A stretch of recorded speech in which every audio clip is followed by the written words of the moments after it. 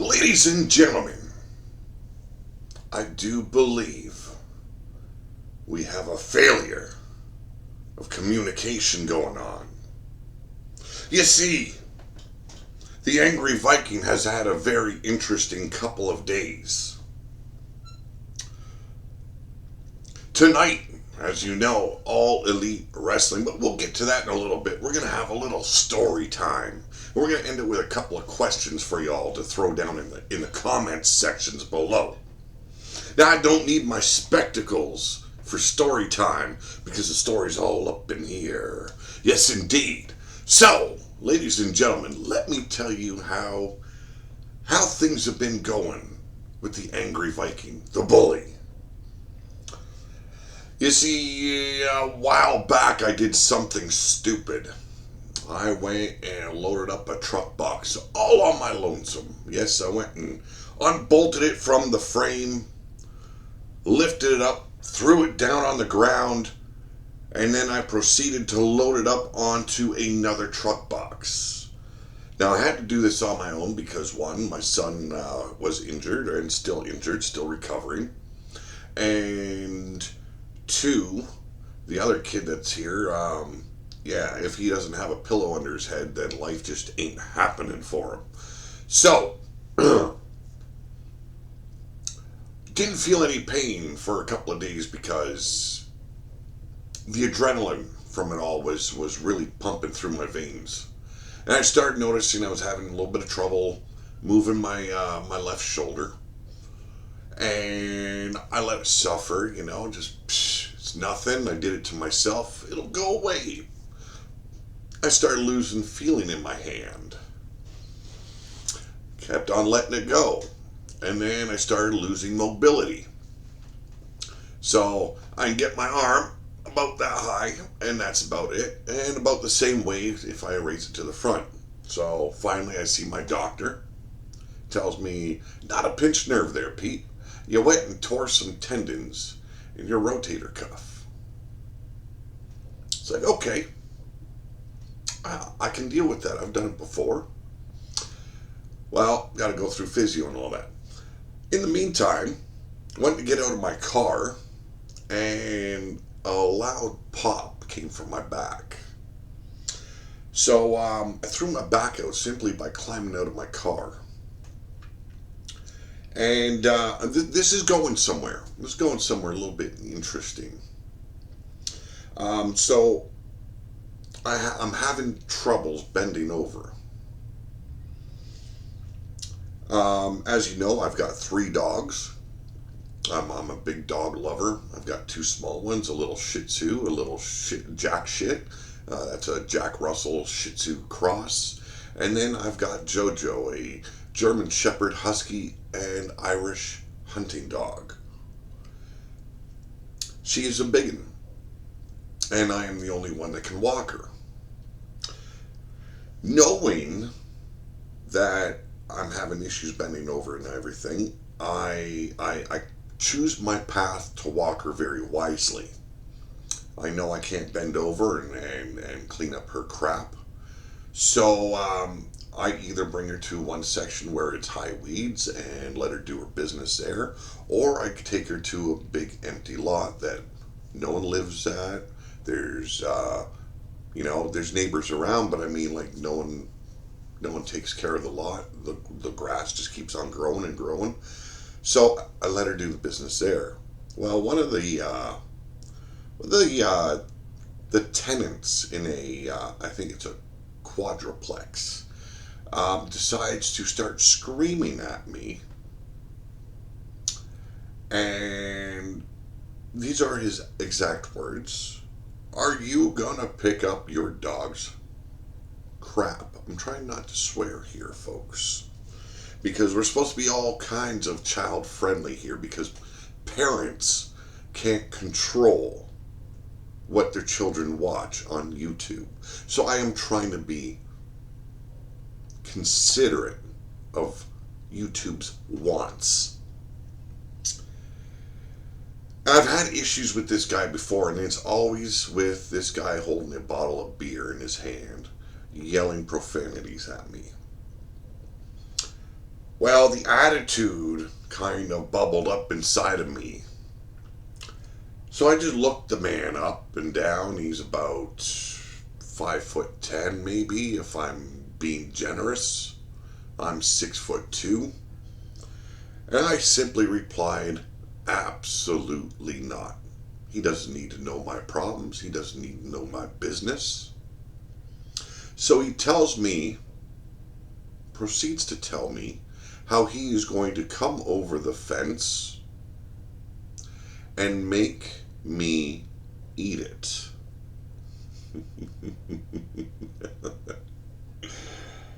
You know, I don't care who it is. I don't care what kind of problems I'm going through. I've been a fighter my whole life. I have fought with one good leg and the other one half in the grave. About a year after my accident, I was struck down by a drunk driver. I was still heavily using a cane, could barely walk, and I got in my first fight after the accident, and I won. Because that's all I've done my entire life. I've had to fight, I've had to claw, and I've had to scratch for everything I've got. I don't ask people to give me shit. I don't take what I don't need. And I treat people with respect. Now, this guy has seen me many times using a cane. He's seen me many times struggling to walk the sidewalks. So I welcomed him over the fence to join me, if you will, in a little face-to-face conversation. He chose to go upstairs to his home. So my question to you, my first question, you can throw that down in the chat, your answer. Ladies and gentlemen, if you are having medical issues and you still love your dogs enough to take them for a walk, or your pet, any kind of pet, but you cannot bend down to pick up their droppings, what would you do? Would you allow them to go on an empty lot and do their business, a place where no one walks, no one uses? And would you take the crap from someone else just because they've been tipping the bottle a little bit too much? That's the first question of the night. So, ladies and gentlemen, I don't like to fight anymore. I really don't. I don't like to brag about the way I fight. And I look at every fight as the same ordeal. It's me or them. There is no such thing as a fair fight. And I know I'll have a run-in with this guy eventually, and I'm hoping it's on a better day. But today he showed me his true colors. Yella comes to mind. I ain't gonna take no shit from nobody. And so I let this guy know. And size don't matter when it comes to a fight. I've had my ass handed to me, and I do apologize. I don't believe ass is a bad name, but I'm probably going to get penalized for it somehow. But I've gotten into fights with smaller guys, and I've been schooled. You know, there's no such thing as a man that's never lost a fight. Never. Everyone loses sometimes. I guarantee you cross me like this guy did today, I will continue to keep on getting back up. You're going to have to do a whole lot more to this angry Viking to keep him down on the ground. But let's get into it, folks. Aew Dynamite, November 20th, 2019. And wow, what a match to open up the show. And now this is where people are going to probably scream, you're a effing hypocrite. But let me explain something to you people. When you got a man like Ray Phoenix, and you've got, yes, you can pronounce it Phoenix, but it is pronounced Phoenix. And you have a man like Nick Jackson in the ring. And they know how to work that ring as well as those two guys do. It doesn't matter how many flips, tricks, suicide dives, you name it, they pulled it out tonight. And it looked good. It was entertaining. And it kept me and the fans in that arena on the edge of their seats or standing. That is a proper way to do a high risk match. And let me tell you, there was a lot of risks taken in this match. A whole lot received on the other hand. And I'm talking about each other. These men, they tore into each other. They made it look good. And they knew how to sell. It wasn't simply just move after move after move. No, when it was serious, they knew how to sell. When it was simply trading back and forth, they did that as well. There was a moment where these two, each of them, took a super kick. First, Nick Jackson delivered his. A kip up from Ray Fenix delivered one of his own. Both these men fell right down to the ground, and they just laid there. 10 count commenced. Both of them were able to get back up to their feet. The fight continued. This was an intriguing match. This was a great match.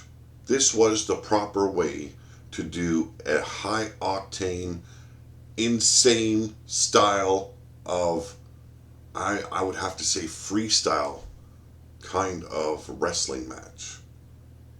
JR said it best before the match even begun. This match, definitely a candidate for match of the year. These guys, if they really did it a little bit more in this match, I think they could have definitely been up there for match of the year. Definitely. So, my second question for you folks. Which was the match of the night? Was it Ray Fenix and Nick Jackson? Or was it the main event, Darby Allin versus Jon Moxley? We'll get into that later down the road, but you can drop your answers in the comment section below. Don't forget to hit that thumbs up. If you're new to the channel, make sure you subscribe. Hit that bell for notifications for every time we upload or we go live. So, let me get my spectacles out, folks, because you know I need to get a better look at you.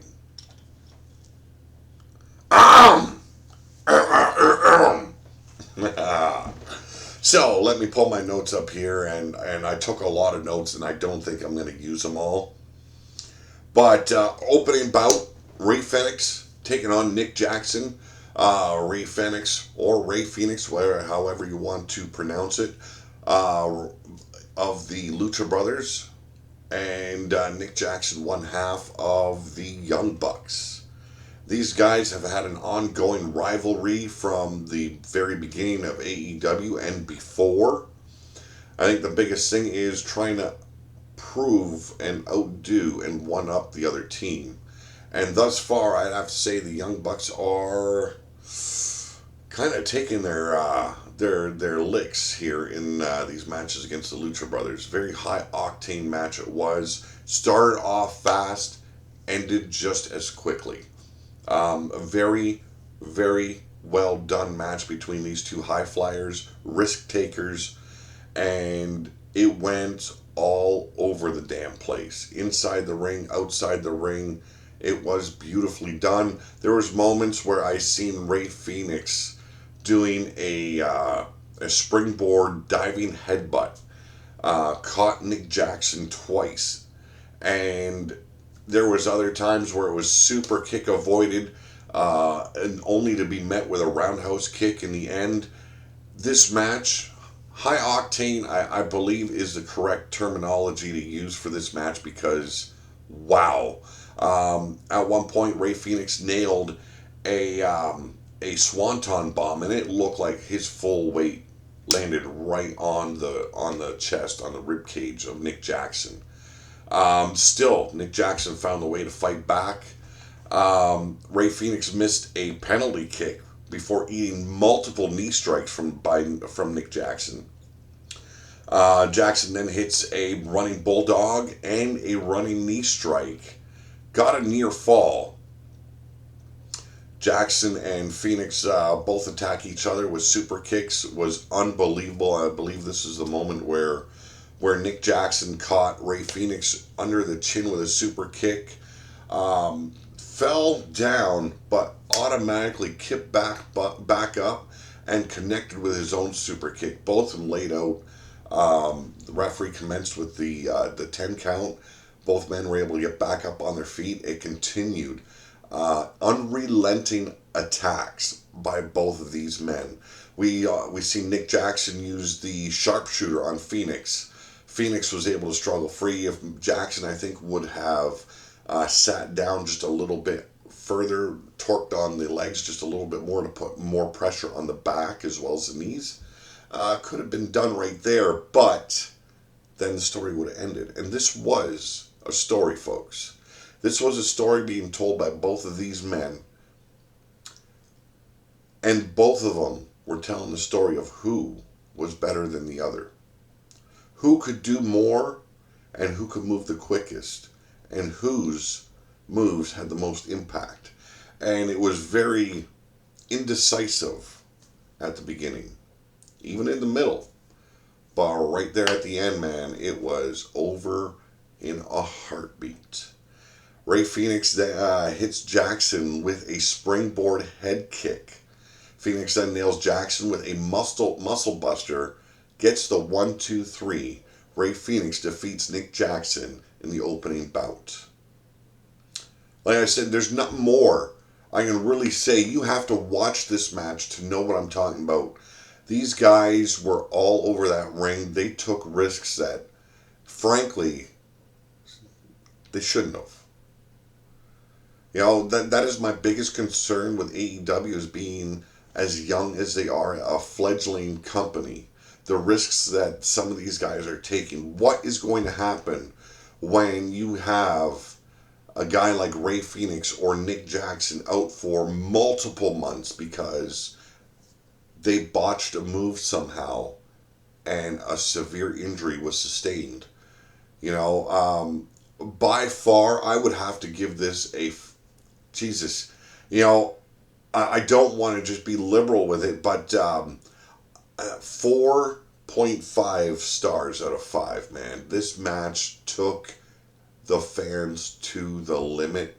But like I said, you get these... There's not many main eventers in AEW right now.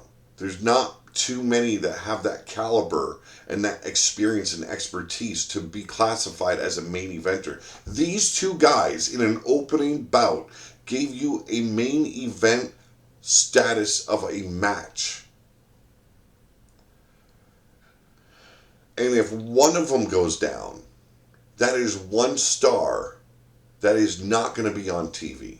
That is my biggest concern when I'm seeing all these high octane, huge risk-taking matches. What happens to the entire show when multiple main eventers are taken away? Share your thoughts in the comments below. Up next, Dr. Britt Baker taking on Hikaru Shida. Britt Baker is classified as your number 1 contender to the women's title. She is number 1 in the rankings. Hikaru Shida is placed at number 2. Now that is all going to change come Friday, I believe it is, when they update their rankings on AEWrestling.com. You want to stay in touch with the rankings of AEW, you definitely want to go and join that. Go there and check it all out. They update it every Friday, I believe it is, or is it every Saturday? I could be wrong. I believe it. They said Fridays. You know what? I enjoyed this match. I really did. Hikaru Shida and Britt Baker very well together. We got blood in this match. And it came from Britt Baker. Britt Baker, it looked like, had her nose busted wide open. Either broken nose or, broke the cartilage or something, because she bled pretty good in this match. Showed how tough she is, too, by continuing. Hikaru Shida, like, this is your only female match of the night. That's the disappointing part. I want to see these women start getting more experience working better together. Hikaru Shida and Britt Baker worked very well in this match. There was some times where I thought there was a little bit too much of a delay, especially when Shida breaks out the chair from underneath the apron and uses it to dive and attack her opponent with a knee strike. Wastes precious, valuable time with that whole setup. Even after she's got the chair set up, she is wasting time. And in my eyes, when I was watching this match, and at that moment, Baker was standing there for a good 30 to 40 seconds, clearly having recovered from the attack earlier on before the chair was even set up. She could have just as easily no-sold it and just drove her elbow or even drop kicked Shida while she was leaping off the chair. But instead, they allowed this to commence, and it just looked bad. We also seen Baker near the very beginning of the match try for a lockjaw. I like the lockjaw, I really do, because it's kind of a twist with the Rings of Saturn and the mandible claw. It looks like I've used the mandible claw on my brothers before, and I know you can really hurt a sumbitch with that thing. So to me, it just looks even more painful with the Rings of Saturn added into the equation. I love the finisher. It did not pan out for Baker, and in the end, it was Hikaru Shida that would take the win. She would hit Baker a couple of times more with a running knee attack to the face. Baker just couldn't recover anymore, and Shida took the win. But throughout the match, you could see that Baker was struggling to breathe after her nose was busted. She couldn't breathe through her nose. That really tests a performer's and athlete's endurance as well, because you're not getting the same amount of oxygen you would if you're breathing through your nose than you would with your mouth. And she struggled right from then on, but Shida taking the win with a couple of running knee attacks. Baker could not recover this time. It was a lot better than what I have seen from the women thus far. But come on, man, you got to start giving us more of the women's division. It cannot be an afterthought anymore. AEW's got to step up when it comes to women's division. They said they were going to treat the women better than any other promotion has been treating their women. I'm not seeing it just yet. I was disappointed that this was the only women's match on the card. You know, we've seen other women basically being valets, but you know, to have this as the only event for the women was very, very disappointing in my eyes. I want to see more of the women's division. I want to see them build it the proper way. Don't look at them as an afterthought anymore. You've got to give these women a chance to shine, and eventually they're going to surprise the fans. Because I know there's a lot of fans crapping all over the women's division, and it doesn't matter where it is. It can be over in WWE, it can be NWA, it can be TNA or Impact, whatever they want to call themselves. It can be ROH, it can be AEW.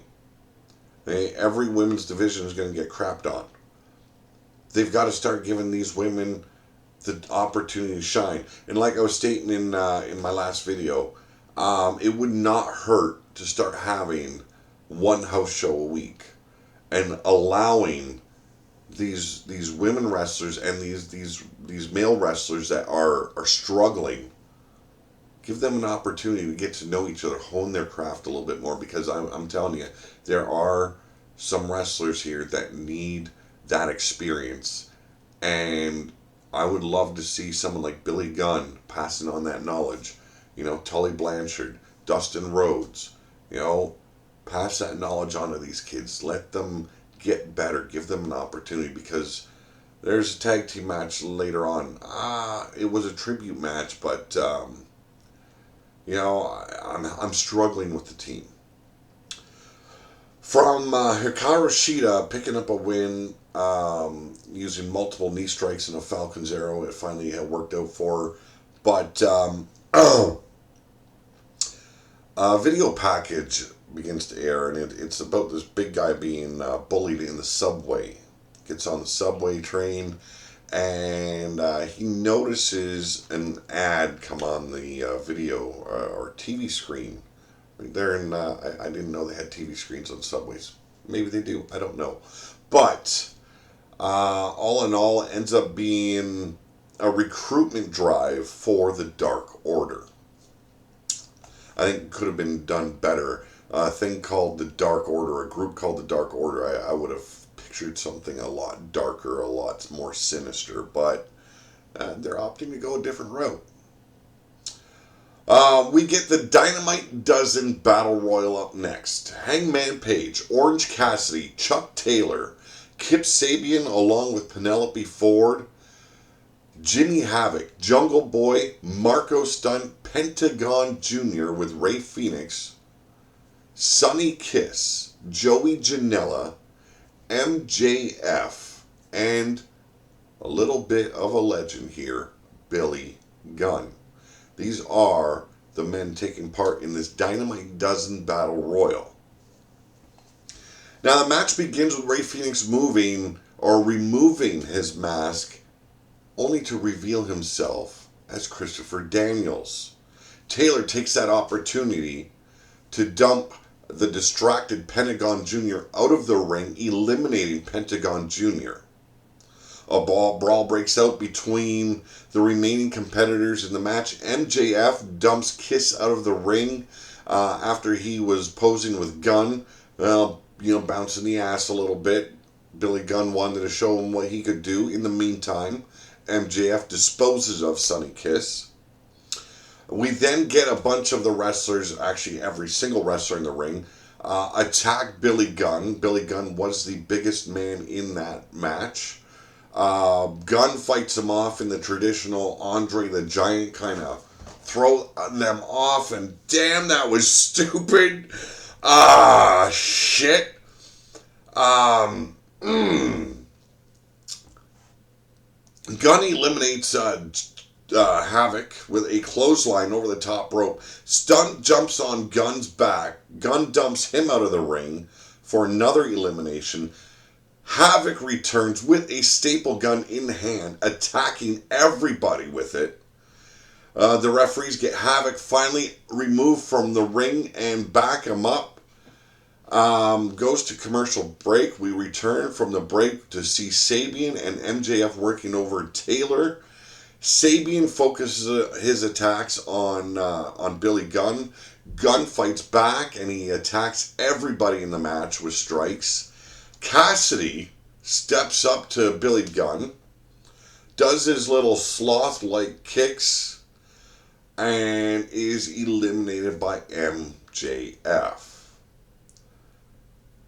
Now, MJF, the cocky man that he is, he's getting mouthy with the fans, showboating a little bit. He backs up and finds that there is a mountain of a man behind him. Gunn attacks MJF and nails him with the Famouser. Gunn goes to toss MJF out. MJF hangs on to the top rope. Wardlow comes out as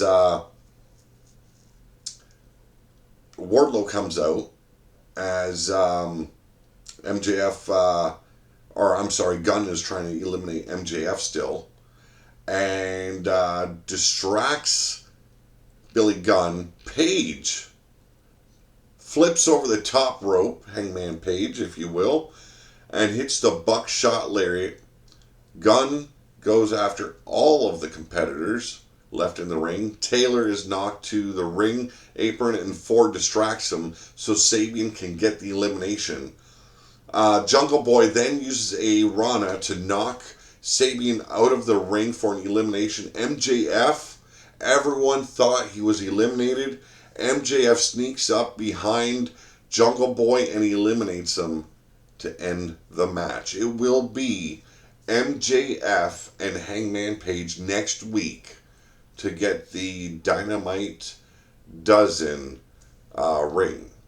I don't know what the ring stands for. I don't know what it will entail in the end, but I'm hoping to get some kind of news on that soon. Um, your typical battle royal with some twists in it. The staple gun, everyone getting stapled by Jimmy Havoc. Entertaining as hell. Some of the shit that went down in this match, entertaining. It's going to be interesting to see MJF and Hangman Page, and you got to believe that Wardlow is going to be in tow. I'm kind of betting on MJF to take that ring here.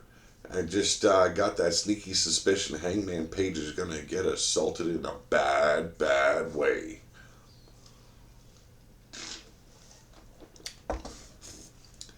From there, we get Chris Jericho and Jake Hagar. Jake Hagar. Backstage, they bump into the librarians and begin to mock them as we are on commercial break. Then highlights are shown of Scorpio Sky defeating Chris Jericho in a tag match last week on AEW Dynamite. All this leads up to the AEW World Champion Chris Jericho and Jake Hagar at ringside. Jericho tells everybody that he is an announcement to make. Jericho admits that he had a temper tantrum last week and was fined for his actions. Jericho starts to apologize, and then he allows Jake Hagar to finish the "he's sorry" bit. Jericho says that he will finally get the thank you he deserves next week from everybody.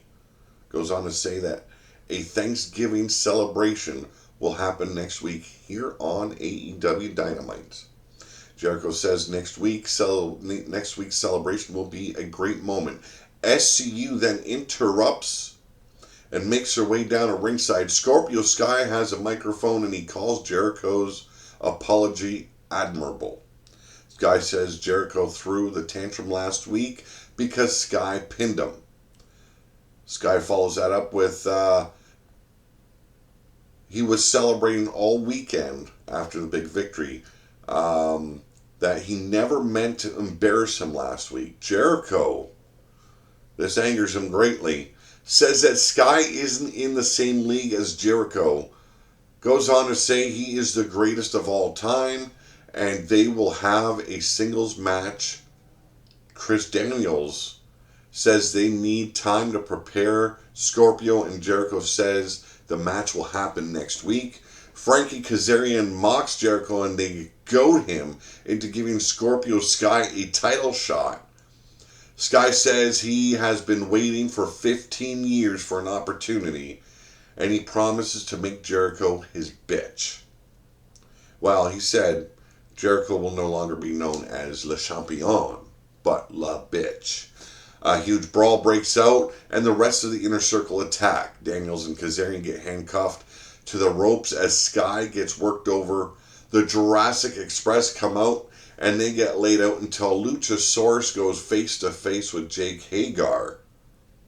The Inner Circle made their exit quick, and Jake Hagar looked like he was ready to throw down, took off his wristwatch, and then proceeded to back out of the ring and get the hell out of trouble.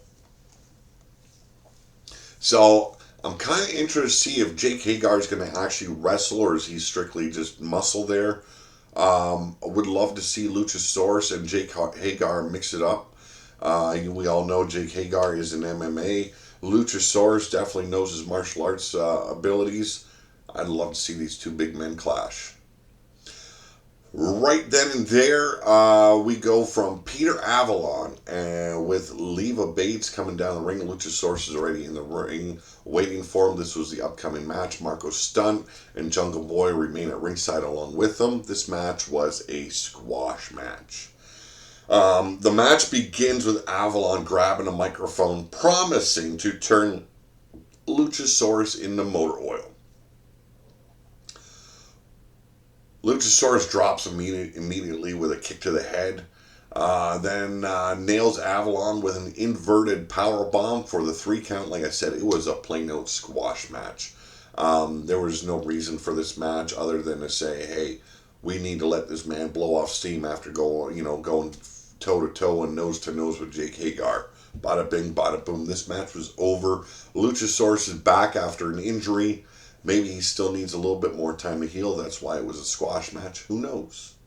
I was actually expecting Jake Hagar to interfere on behalf of the librarian, but, missed opportunity.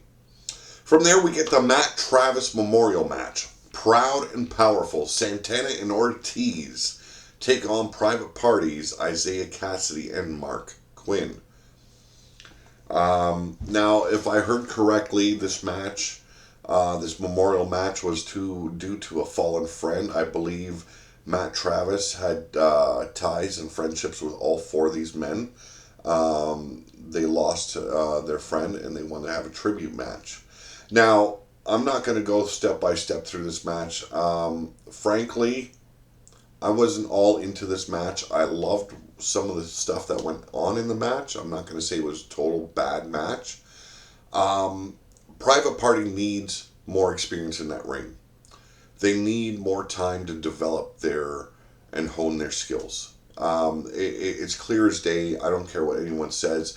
I'm not saying they can't wrestle. I'm not saying they can't go. I'm saying they need more time. They're getting that time each and every week. I want to start seeing that starting to pay off. I think some of these guys need to just slow things down because, frankly, it doesn't look as good as what we've seen in the opening bout with Ray Phoenix and Nick Jackson. Because, Ortiz and Santana brutalized Private Party throughout the match. Picked apart Quinn right from the outset. We've seen a comeback, and it went all awry again. But in the end, Private Party hit Santana with gin and juice for a 1-2-3. Private Party takes a big win over Proud and Powerful.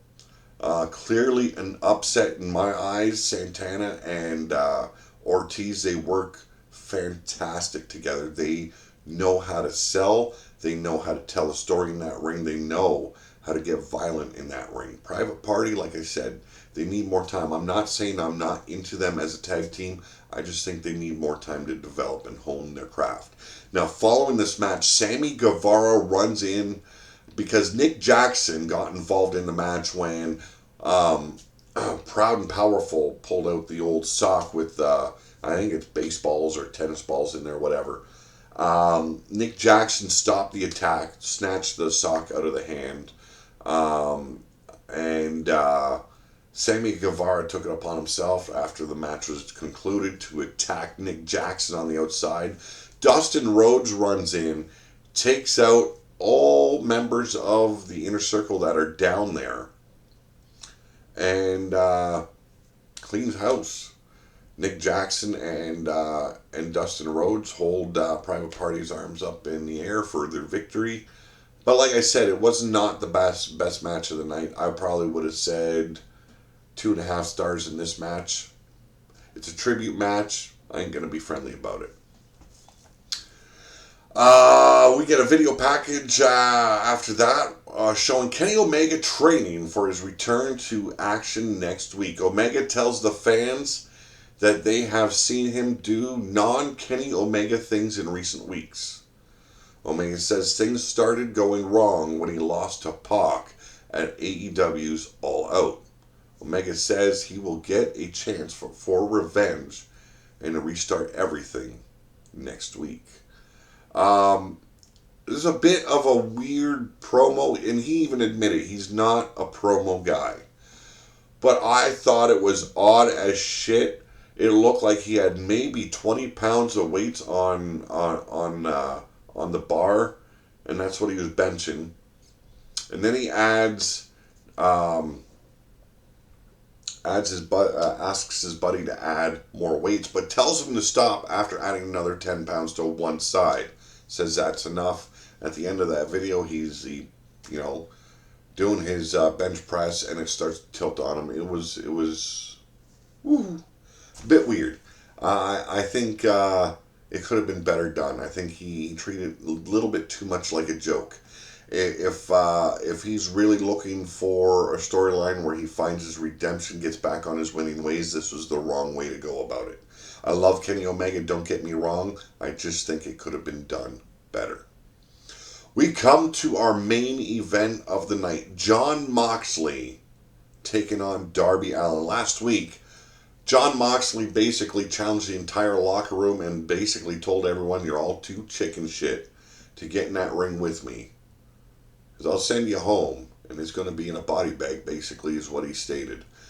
Well, Darby Allin enters the arena being carried by 6 burly men inside a body bag. On the outside of that bag is clearly written, Mox. Jon Moxley makes his way down a ring through the stands like he usually does, always watching his back. He doesn't need to be cheap shotted from behind. Very good match. Hard hitting as hell. Darby Allin started this match off right off the hop. Didn't even allow Moxley to get in the ring before hitting him with a suicide dive or a tope suicida, whatever you want to call it. Same move, different names. But went into the stands quickly, went over the barricade. Moxley and Allin traded back and forth. It was a straight out brawl on the outside. Moxley finally gains control of Allin and is sent over the barricade. Allin lands on his feet and he dives over the barricade onto Moxley, throwing hands. Moxley again sends Allin over the barricade and they battle to the ringside area. Moxley then sends Allin into the ring, officially starting this match off. Moxley follows that up with an overhead belly-to-belly suplex.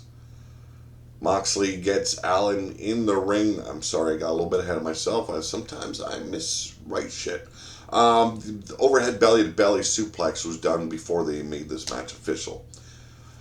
From there on, it was just high octane. It was a more or less a street fight thrown in with some wrestling moves as well as some high octane assaults by Darby Allin.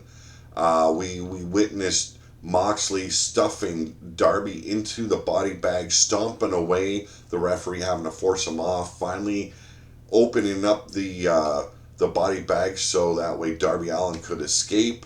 And the match continued. This match was sick. The ending was even sicker.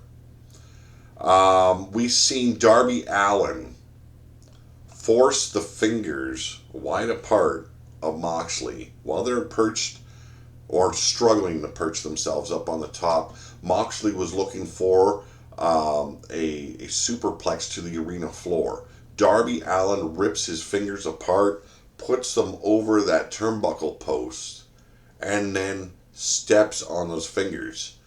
Moxley was able to free himself, pushed Darby Allin down, had the referee pull his finger back into place.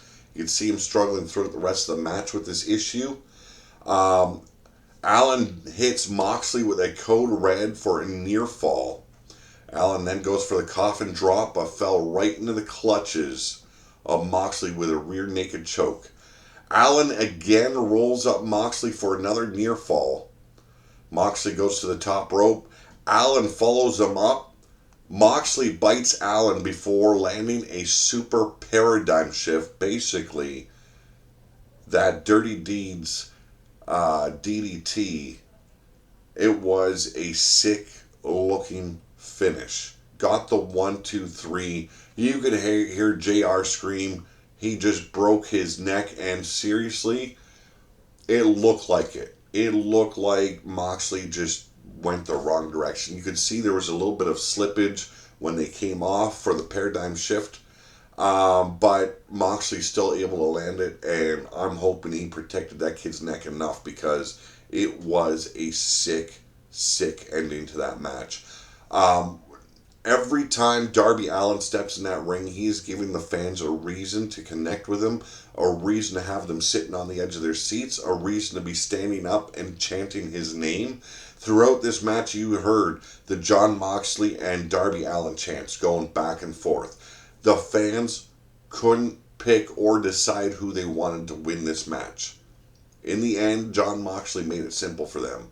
Left no doubt about it. He was the winner.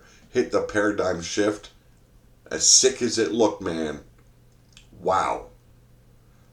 Good win for Jon Moxley. He continues his winning ways and finally chalks up another victory for the rankings. So at the beginning, I asked you all, which was your favorite of the two matches? Was it Darby Allin versus Jon Moxley? Or was it Rey Fenix taking on Nick Jackson? What was the match of the night? Because frankly, I'm struggling to predict which one it was. Because I'm going to have to say I give this one a 4 out of 5. 4.5 as well. It just, very different styles of matches. Very hard hitting on both sides. So, which one do you choose as match of the night? That is the question I laid out for you. Also, the first question. If you're hurt and you can't bend over, do you pick up your dog's crap still? Even if it's an empty lot or in the bushes. And when I say bushes, I mean this is, by the train tracks, high weeds, no one walks there. You tell me. So, ladies and gentlemen, this was another review brought to you here on Pillar to Post by yours truly, the Angry Viking, the Wasteland Slayer, Pete Wall. Have a great night. Have a better tomorrow. Drop your comments below. Tell me how your thoughts on tonight's AEW show. It had its hits. It had its misses. Definitely needed more women on the show. Wrestling, competing.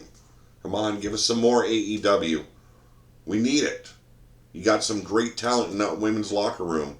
Quit hiding them. Okay? You're going to make us real damn jealous if you're the only ones that get to see these women in action. So, this is me signing off for the night. Have a great night. Always have a better tomorrow. I'm out of here.